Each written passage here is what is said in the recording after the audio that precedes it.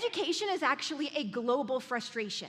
Our children all around the world are still going to school with a model that is over 200 years old and was toxic to begin with. Do you know that education is the only industry on the planet that has not been forced to either innovate or die? Let me just give you an example. Since the current model of education started, the transportation industry, for example, has gone from horse and buggy to train to car to plane to space tourism and now even Mars exploration. Education, on the other hand, no notable change. Do you know what inspired the modern education system, if we can call it that? Okay, I'm going to take you on a history lesson for 30 seconds, and I want you to tell me if you heard this in school.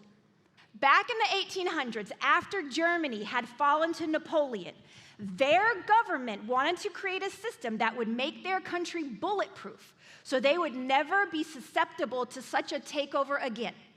So over the coming years, they formed a committee and built the German school system with the idea of developing little soldiers that were programmed to follow orders in case they were ever needed to join the army and protect the country.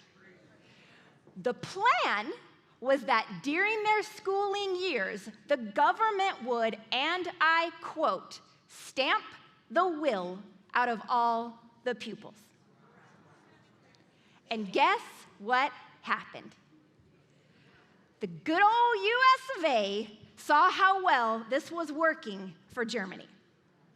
Right in the explosion of the Industrial Revolution, the US was seeing families move en masse from farms to towns so they could go to work on factories.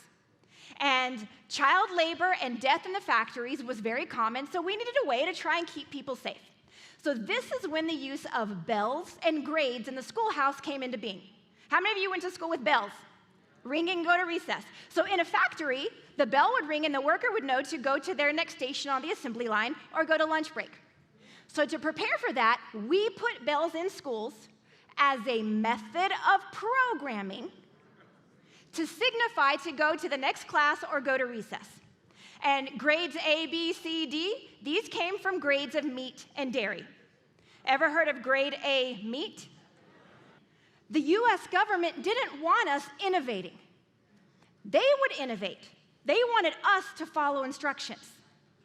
And still 200 years later, we are being programmed to stay safe, to follow instructions. Innovation, communication, problem solving, leadership, emotional intelligence, accountability. Where are these taught in schools? They're not in the mainstream.